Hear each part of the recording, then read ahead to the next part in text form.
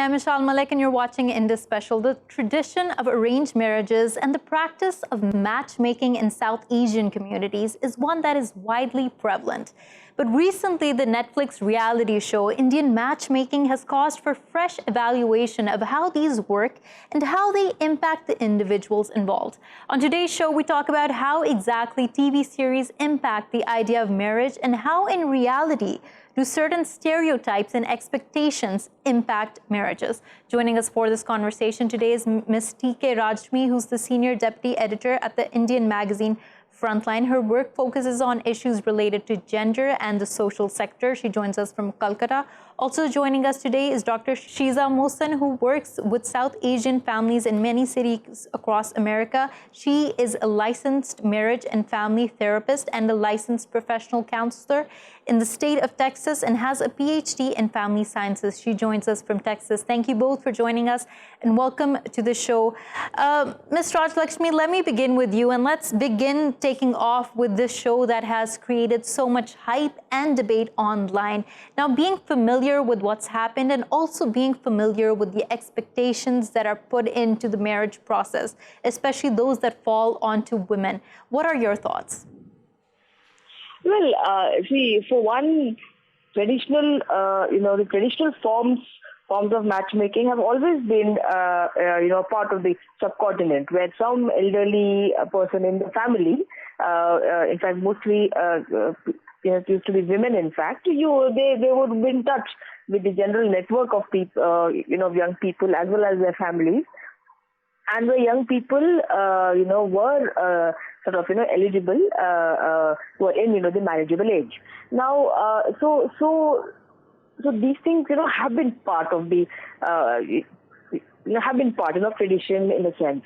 Now, what has happened now, and also with the kind of televised serials, in which weddings, engagements, etc. They all seem to have acquired a certain commercial aspect to it, in which for instance, which entails, a lot of expenditure, first of all. And this whole idea of the big fat, Indian wedding, has also become, it's become sort of par for the course. So there is a kind of so you have these professional matchmakers now. Earlier years they were matchmakers, but it was all within a certain circle, and there was no professional fee probably paid for all that. So now you have professional matchmakers, you have professional wedding planners, and you have a complete range of things associated with that process of a wedding, which families tend to outsource, and especially those families outsource who have money. So I do not think that this is something that applies to all classes in society. Of course, it creates a certain standard which compels people from other classes to emulate. It is a kind of a social pressure that's generated, which is not very healthy, I think.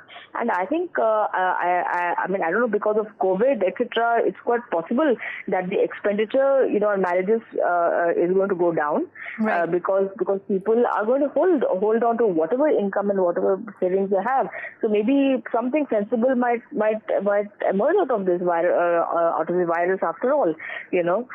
For me, I personally, I'm totally against opulent weddings. I'm totally against this whole idea, because you have people today, you have couples today who would do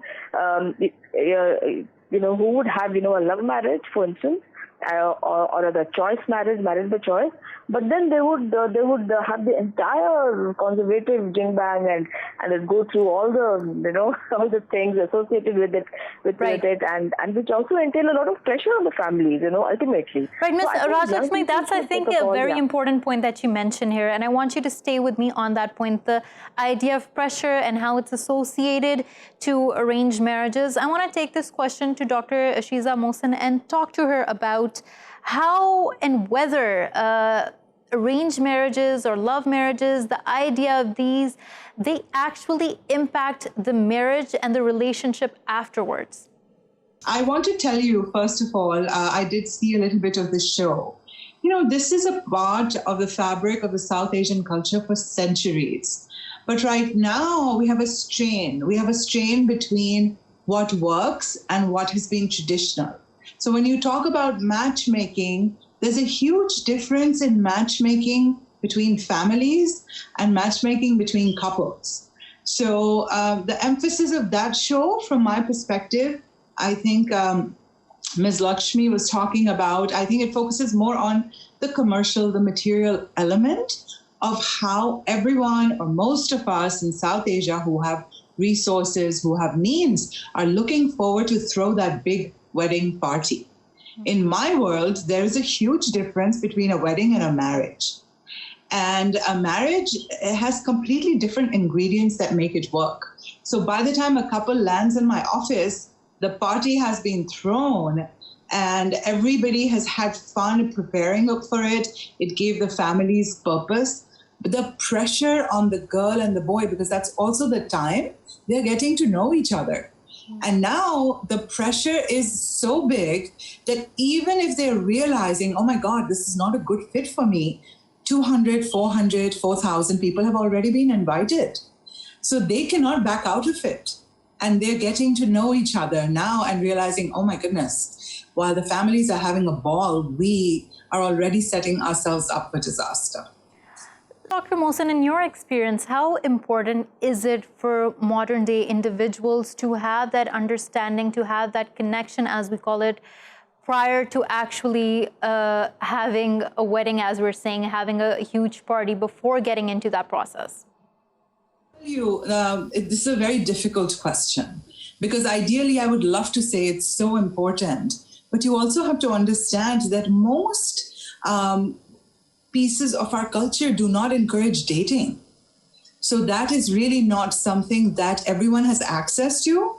And the cutest thing that comes into my office is these people who want to do this, but they don't even know how to approach a girl or approach a boy. So it's very easy for us to say that, yes, it would be great for you to know each other, but we are a culture that does not promote spending time with each other, going on dates. There's only a very small percentage of society that accepts it.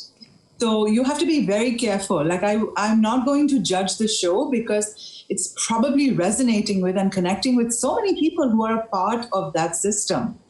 It's very easy for us to judge it, but the reality is most people in our culture don't know how to date, how to find someone. In the West, I do premarital counseling. That's big. Couples who date, who are modern, they come into counseling and they're like, we need 6 to 8 sessions. We need to figure out if we're the best for each other. Right, in South Asia, that's... Go ahead. Right, Dr. Mo, I do want to, of course, take into account all the cultural sensitivities that surround this topic because, of course, it is a sensitive topic to talk about. It's not just something that can, be said and talked about in a very frivolous manner.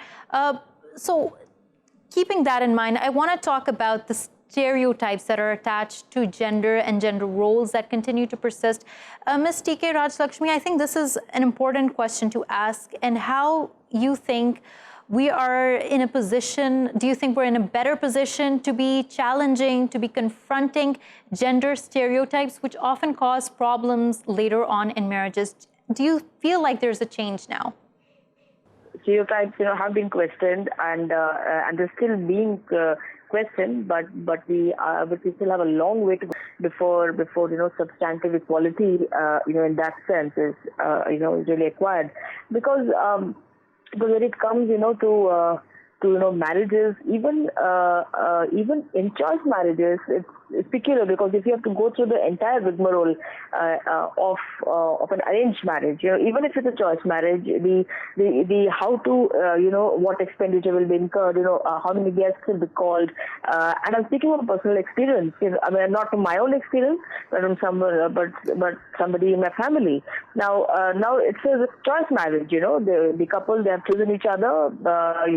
They've got to know each other, but then the entire wedding has been planned by the parents, and the shots are being called more from the boys' end, So I don't. So here it is. Here, I think young people ought to be more let's say, or to show more spine and more self-respect, when it comes to these things, and say, and they have to put their foot down and say, look, it's, our marriage, we'll conduct it the way, we would like it to be, because after all, if this whole, commercial aspect enters into the preparation of a wedding or a marriage, right, or whatever. I mean, it's not, what meaning is left, to the marriage itself, ultimately, and the kind of relationship that is going to be, between the two people. If your entire edifice is based on who spent what, how much was spent, how many, you're haggling, you're doing all that,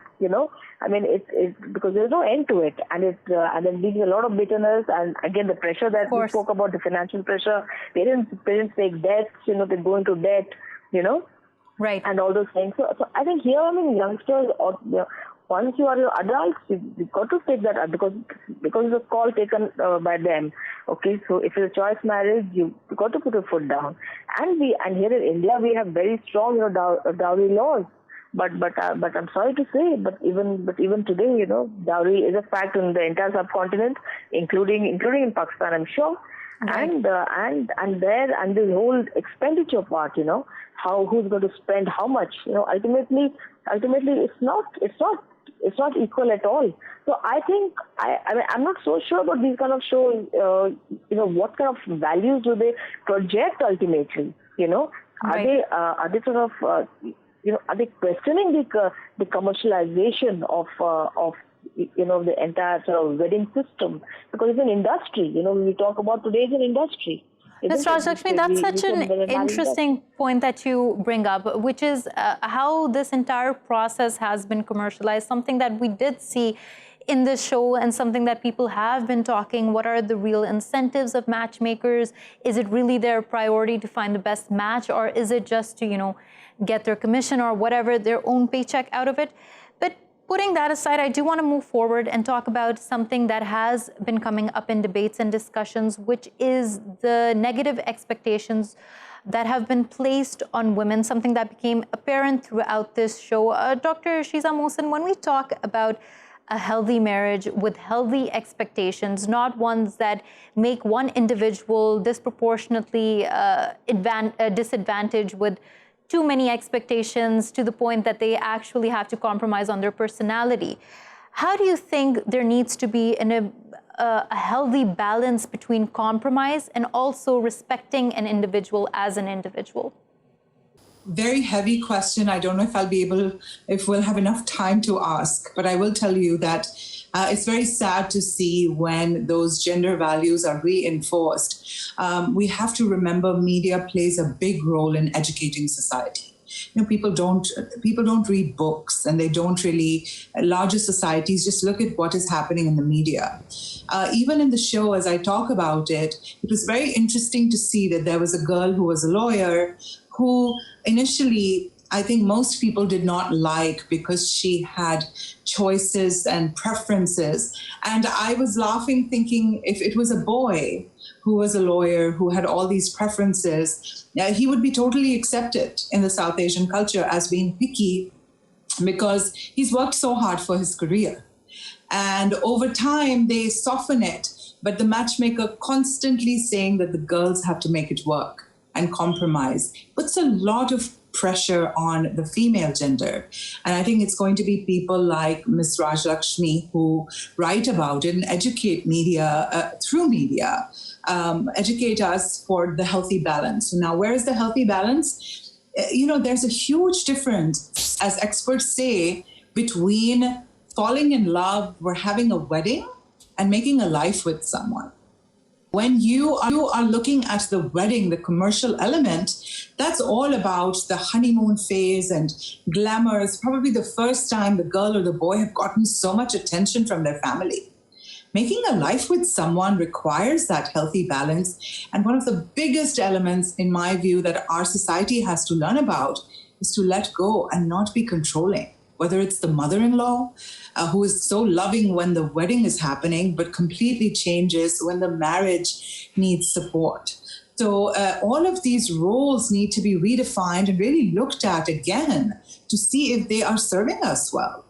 How do you do this through your work? Help move couples towards that balance between the genders and expectations? I know this is also a very heavy question, but if you had to highlight the most essential thing in this process, what would it be? So what I do a lot of times is, again, I am a family therapist. I look at the family culture. You can't really teach somebody a completely different model. You have to modify them. And one of the biggest things I teach couples has nothing to do with the romance and the honeymoon. I think Bollywood takes care of that. What I teach couples is, how do you repair when you make a mistake? How do you validate each other when you realize that you've really hurt each other's feelings and dismissed each other? How do you balance between pleasing your family and taking care of your spouse? And how do you balance between becoming controlling and very unreasonable and becoming understanding? So my work is completely different. I go for longevity and health and a thriving marriage, not the wedding party. Right, definitely that I think is, of course, a more holistic approach. The way that you say it makes a lot of sense.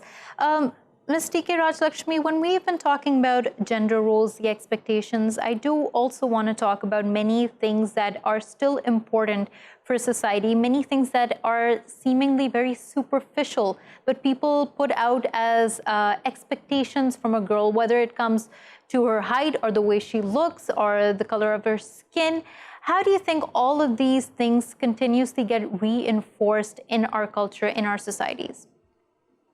See, many things, of course, are perpetuated by the world of advertising, as well as the world of media.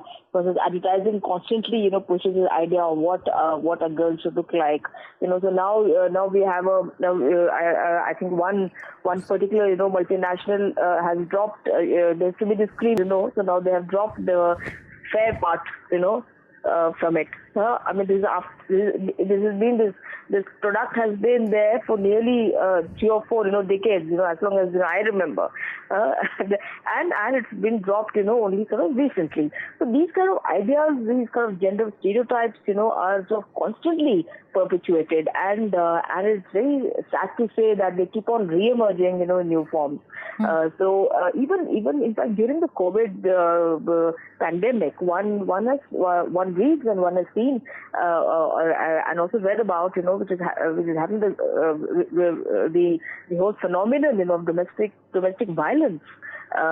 We've had including in India, but there are reports of women sort of being abused, being the subject of domestic violence also in the Western democracies. So this whole issue about the double burden, now you have people are locked up inside their homes, they can't go out, they can't socialize, they can't share what's happening within the household, and right. Women are taking the brunt of it. They actually do not have any outlet, for instance, including child abuse. So these things have actually sort of gone up exponentially, but there's absolutely the kind of helplines, the kind of outreach that should have been there right from day one. So here we have governments which are totally insensitive to this part of the pandemic, and this is something which is universal. It's not. It has really come as a shocker, in fact. So we indeed have a long way to go, but I think it would only real substantive change comes when you challenge those stereotypes in your right. In your lived experiences also. There are costs, yes, there will be costs to pay, but then it's worth it, I think. Right. Dr. Sheeza, Mohsin, something that Ms. Rajalakshmi talked about here was abuse, and that brings me to the idea of emotional abuse, and I want to connect this to the question of self-esteem that I'm going to put to you. A lot of women do feel that going through this process of marriage, especially in South Asian communities, their self-esteem is completely shattered. It's undermined completely for the very reasons that I mentioned here, whether it's expectations regarding their beauty or certain standards that they have to meet. But how important is it for their partner to respect their self-esteem and also an individual's self-esteem being strong enough to be a healthy partner within a marriage? I will tell you, you've kind of nailed it, because a lot of this is surrounded with issues around self-esteem. When the family is looking for that fair girl, like Ms. Rajalakshmi is talking about, the fair, slim, and all of those, stereotypical statements we grew up hearing, they are looking to grow esteem and worth in themselves. Because if they felt good about themselves, they wouldn't care what. They would be more focused on the personality and character of the person, right? The girls go through brutal abuse. It's so interesting when I hear South Asian families look at the West and say, women are objectified, they're in bikinis. To me, they're objectified when they're walking in a room with a tray of chai or whatever it is, to be looked at as an object, not as a person. And it ruins a girl when she, comes into my office and says, you know what? I have had 30 rishtas, and I've had these aunties come and look at me like I'm a person or an animal in a zoo. And they come and reject me. And these are wonderful, wonderful girls. And it just makes me really sad. And it's a societal issue. And a lot of times it's perpetuated by the senior women in our society. So there is a big opportunity to educate them, because the arranged marriage business, and I'm putting it out there because a lot of times we blame the men. Well, we also have to look at the mothers of the men, because a lot of the boys don't look at that. When they find somebody they really like, it's the mother that's saying, oh, look at the nose, or look at the complexion, or look at the size. It's usually not the boy. We definitely saw critique also coming out from many viewers of this show who talked about a specific character who said that they want a wife exactly like how their mom is. Now, that created a lot of jokes and memes out there, but coming down to it, and the role you mentioned that if I say the mom plays the senior female of the household, you also deal with family counseling. How much success do you think there is when you're able to talk and communicate all these concerns that the couple has to perhaps the senior female head of the family? So the biggest strain that comes in the marriage, so now I'm not talking about the wedding, I'm talking about the marriage, is actually the strain between the mother-in-law and the daughter-in-law. A lot of times, socially, we keep the boys out of any kind of education of relationships. Typical South Asian boys, we love them when they're coding, when they're playing cricket, when they're watching sports. But the moment they get married, we overnight expect them to have a PhD in balancing relationships. So there's the poor guy who wants to spend time with his wife, but his mother's saying, you're always in your room. Or, when the mother has expectations on how the daughter should be, which the boy wouldn't care less. But now that the mother has mentioned it, there's a lot of pressure that goes back and forth. Well, it breaks trust. And the girl starts feeling isolated and doesn't feel supported in the family. And it becomes a power struggle. And here's this man who has no idea. So he makes these mistakes that then add to what I call the resentment pool. And they could be married for 10 years and the same things come up. Do you remember how you treated me? We were married for a year and you did this because you listened to your mother. So it is a very deep-rooted issue. So when I have 6 people in my room, that's what we're talking about, is a repair and letting go. All right, Dr. Sheeza, Mohsin, it was lovely talking to you, and I wish we could continue this conversation a little more, but we've run out of time and we have to go for a short break. Thank you so much for joining us. Thank you so much, Ms. T.K. Rajalakshmi, for joining us from Calcutta. We're going to take a short break. When we return, we're going to continue our conversation. Stay with us.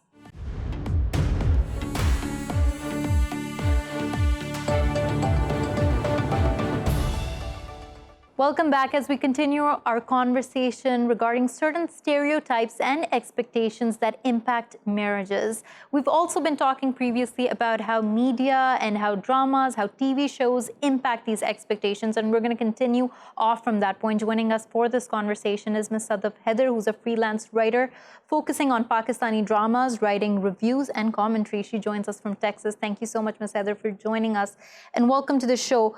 Now, let's take a step back, and before we talk about the impact of these dramas, have you been seeing any changes in how gender stereotypes are being challenged within the media sector, within these dramas? Do you see a positive trend in that? No, unfortunately, I have not seen very many gender stereotypes being challenged. On the contrary, I think that our drama industry reinforces them and is going backwards. There was a time when we used to see dramas in which women were encouraged to be educated.